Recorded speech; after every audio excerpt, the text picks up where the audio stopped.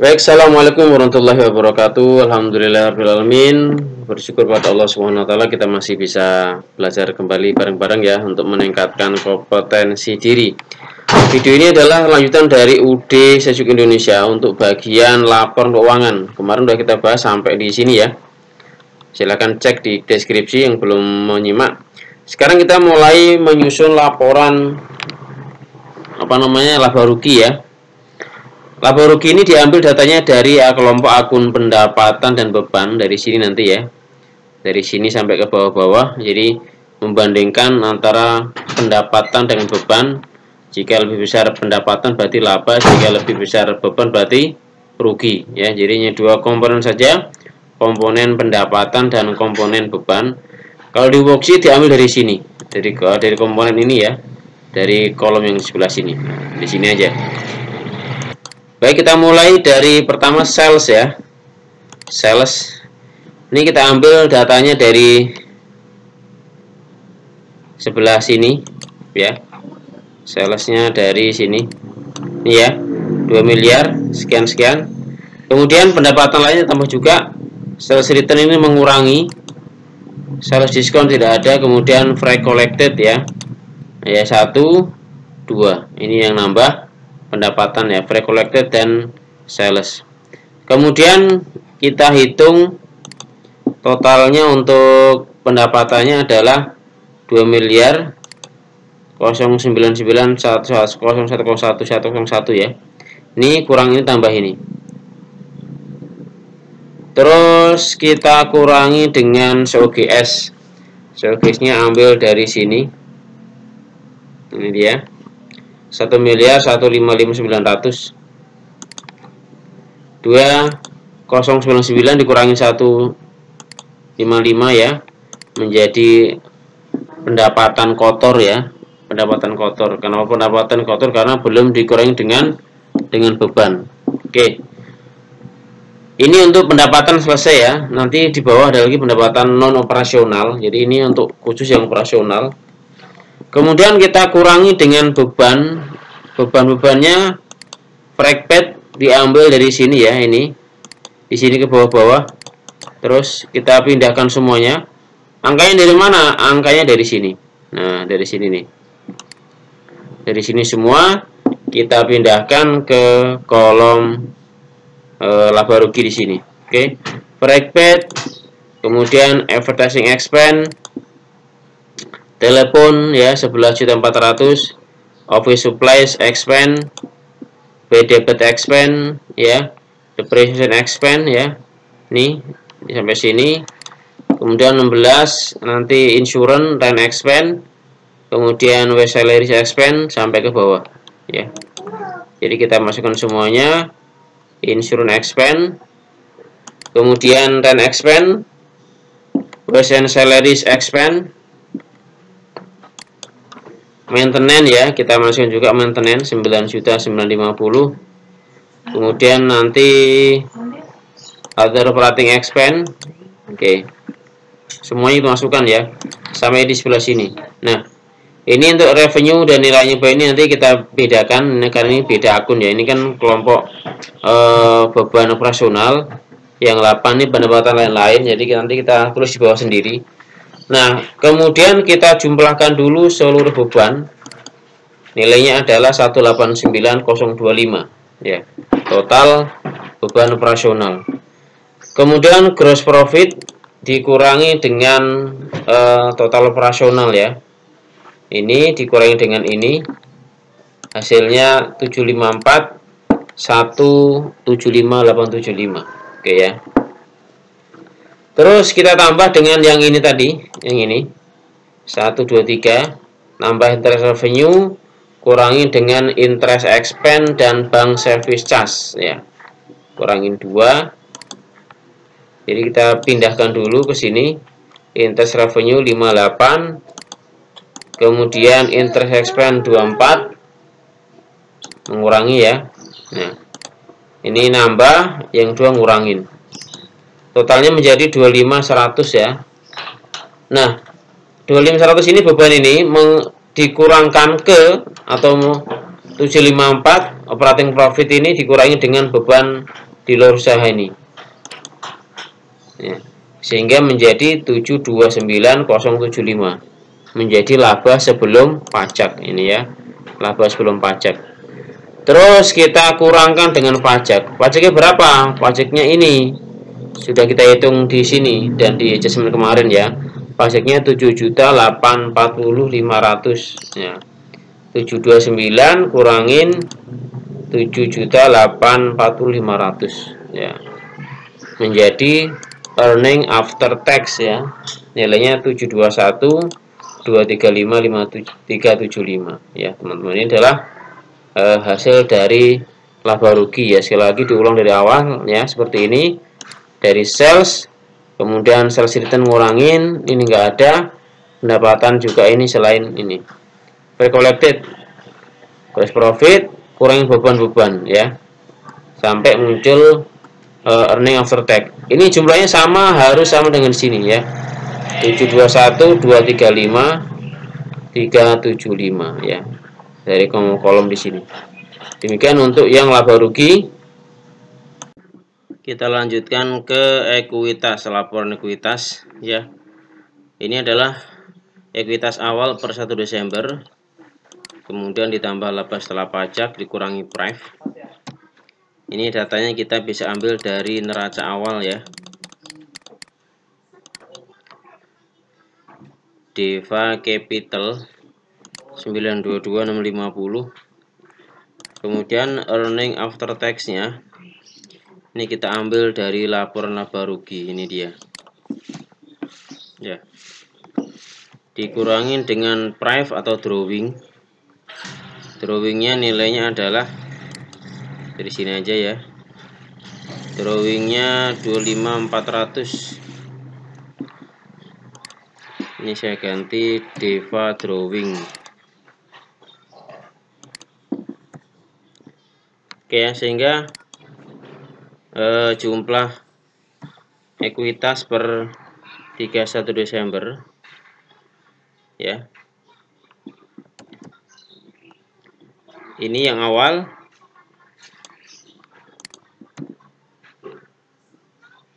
Ini ya, ditambah dengan ini. Kemudian dikurangi dengan Deva drawing ya. Karena ini dalam kurung jadi plus tadi ya, negatif. Ekuitas akhir nilai 1.611.88485.375 ya. Modal awal ditambah earning after tax dikurangi dengan prive ya. Ya, ini untuk yang capital seperti ini. Kita lanjutkan ke laporan posisi keuangan atau balance sheet ya.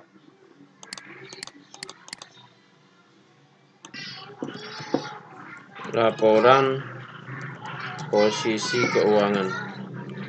Oke. Kita mulai dari bagian aset dulu ya.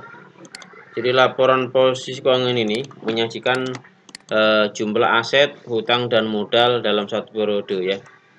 Ini adalah 2024. Oke, kita mulai dari aset ya. Jadi teman-teman diambil dari mana? Dari sebelah sini ya. Dari sebelah sini semuanya.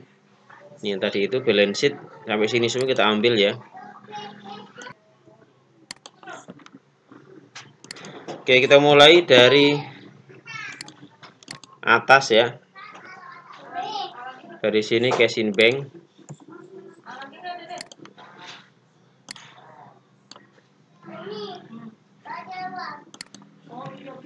Oke, jumlahnya ini dari cash in bank, petty cash, AR ya, dan seterusnya sampai ke akumulasi pengisutan peralatan ya. Kita ambil angka-angkanya dari sini. Oke, kita split dulu biar gampang ya. Dari sini kita ambil ini dia petty cash. Kemudian ini karena kredit di sini jadi kontra, kita negatif 14.158 522 200 ya. Oke, sampai sini kita pindah-pindahkan semuanya. Kemudian akumulasi penyusutan 17875.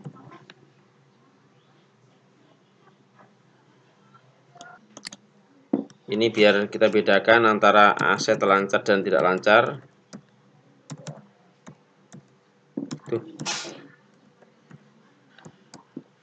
Current asset ya. Oke, current asset. Di sini fixed asset ya. Total di sini. Ini kita jumlahkan dari cash in bank sampai ke sini.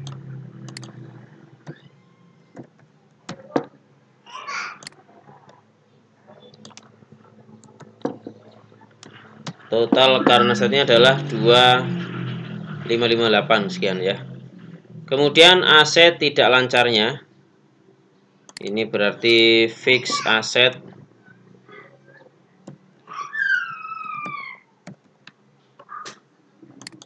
Nah, totalnya ini ya, dikurangkan dengan equipment. Ini karena ini negatif, jadi sini begini rumusnya. Oke, sehingga total akhirnya tinggal kita tulis di sini ya.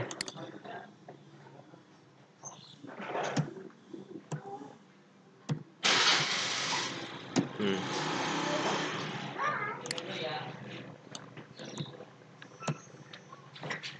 Rp2.562.735.875. Kemudian liability kita mulai dari accounts payable ya di sini.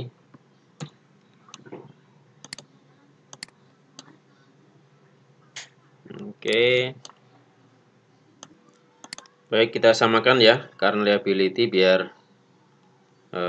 imbang atau hutang jangka pendek. Kemudian di sini berarti hutang jangka panjang.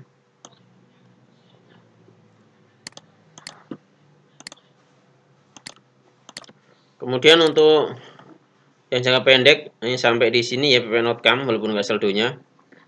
Kita pindahkan lagi untuk yang long term liability, itu ada Bank Mandiri Loan saja satu. Baik, kita isikan untuk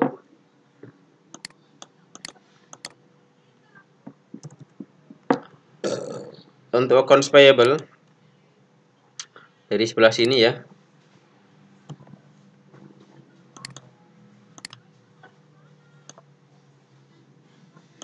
Karena ini nggak pas rumusnya, kita ulang dulu. Account payable 733, account payable 763. Salah ngambil rumus dari sini ya. 763. Oke, seperti ini. Kemudian Bank Mandiri Loan itu nilainya adalah 135 sisanya ya. Oke, kita jumlah di sini.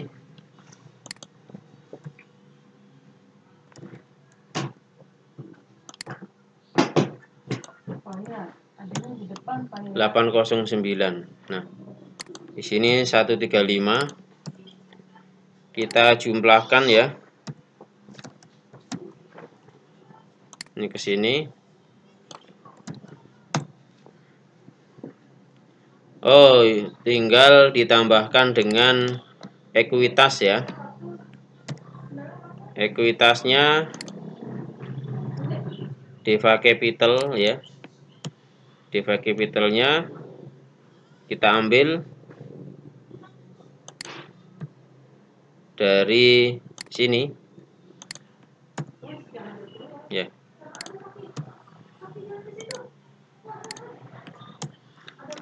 1618. Oke, totalnya adalah balance ya 2.256.562.735. Oke.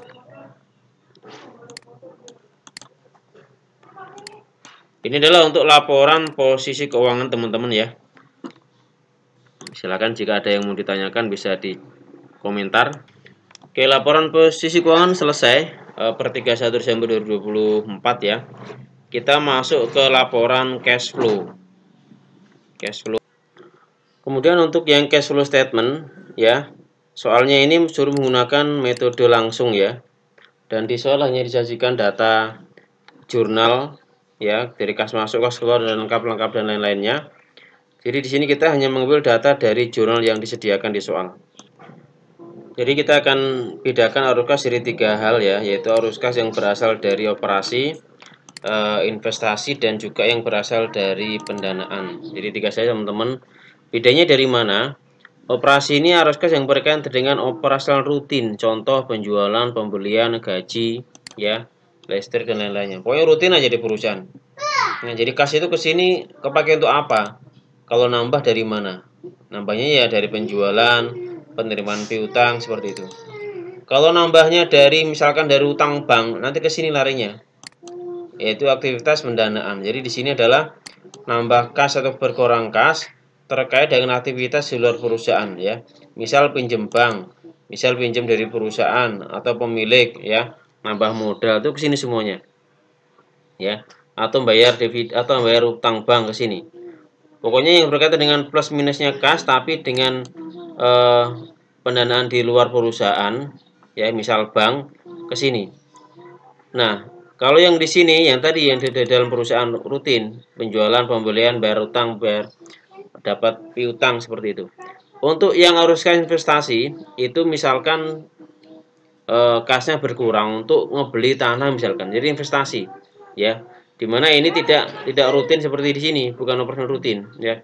Beli tanah, misalkan beli mesin ya, atau ngejual gedung, nambah kas kan, ngejual gedung di sini larinya nanti. Oke ya.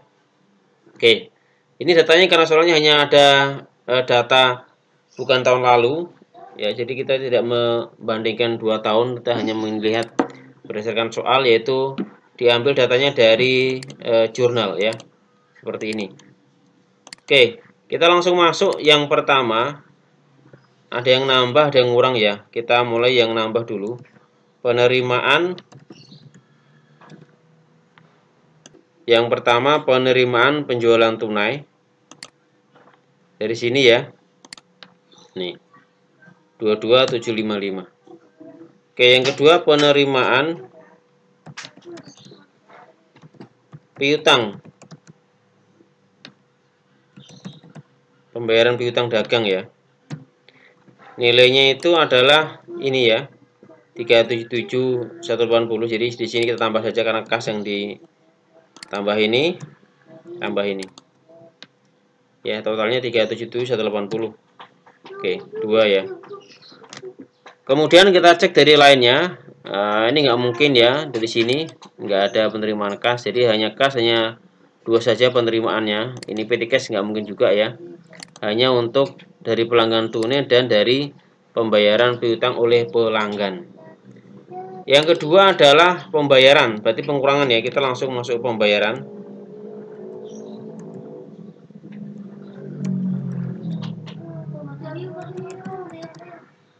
Pembayaran utang ke pemasok ya. Pembayaran hutang dagang. Berarti mengurangi negatif ya. Dari sini pembayaran hutang dagang. Ya. Ada satu ini, satu.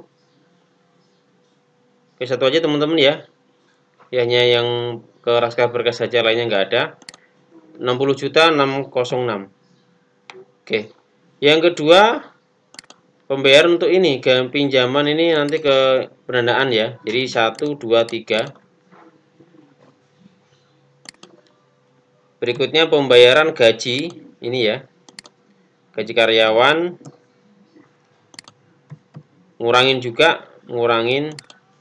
nilainya adalah 9.900.000 ya.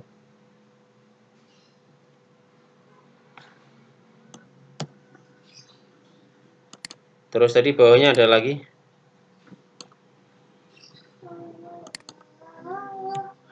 Kemudian pembayaran servis AC. Nah, di sini ya.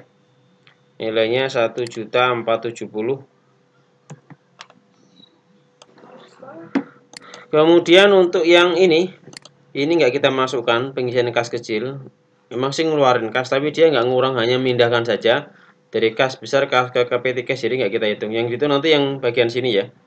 Jadi ini sudah hanya 1, 2, 3.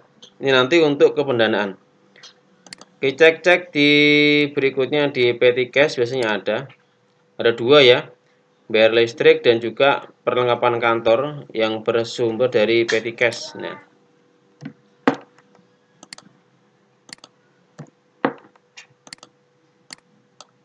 oke, listriknya dibayarnya adalah ini dia 900. Kemudian perlengkapan kantornya adalah pembeliannya Rp700.000. Nah, arus kas bersih dari operasi nilainya adalah 326.259 ya. Jadi ini tambah ini kurangin ini. Ini penambahan ya. Penambahan dari aktivitas operasi. Bisa nambah, bisa pengurangan ya. Kemudian investasi. Ini operasi habis teman-teman, nggak ada lagi ya. Operasional ini di sini nggak ada soalnya, jadi nggak ada aktivitas. Dicek di sini nggak ada beli tanah, gedung nggak ada. Kemudian juga tidak ada untuk pendapatan jual aset tetap misalkan, sini nggak ada. Jadi kita langsung lanjut ke aktivitas pendanaan. Nah, di sini hanya ada pembayaran ya. Ini pembayaran pinjaman Bank Mandiri. Oke. Kemudian pembayaran bunga bank.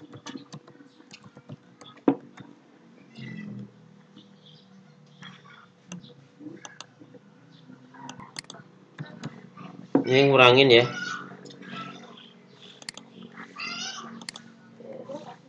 Mana tadi? Pembayaran bunga bank di sini 15 juta.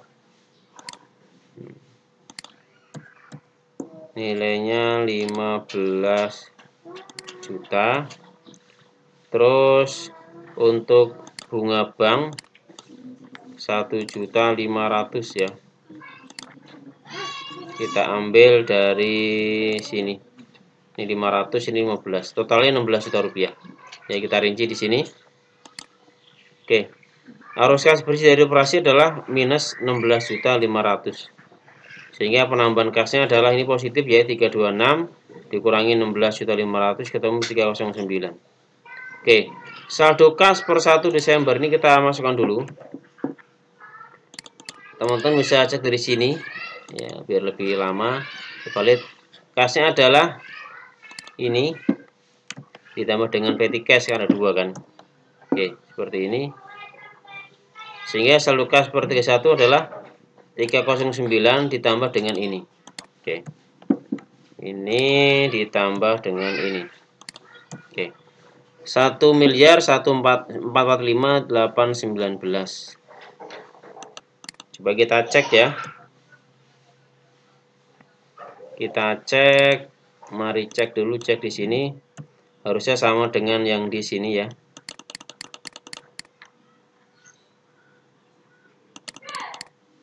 Kita cek di sini balance sheet. Ini ditambah dengan ini. Oke, sama teman-teman ya, di sini sama terlihat. Kalau sama berarti sudah betul. Ya. 1.445.819. Ini untuk arus kas ya. Baik, arus kas saya kira bisa dipahami ya. Metode langsung hasil seperti ini. Jadi 3 hal, aktivitas operasional, pendanaan dan investasi. Oke. Oke, untuk video ini cukup dulu. Jadi sudah kita bahas dari laba rugi. Ini sudah, ekuitas sudah, kemudian posisi keuangan sudah, dan juga cash flow ya. Nanti besok terakhir kita akan bahas untuk closing dan juga post closing ya. Oke, terima kasih, selamat belajar, semoga nilainya dapat terbaik dan barokah ilmunya. Assalamualaikum warahmatullahi wabarakatuh. Share ke teman-temannya ya, subscribe teman-teman semuanya.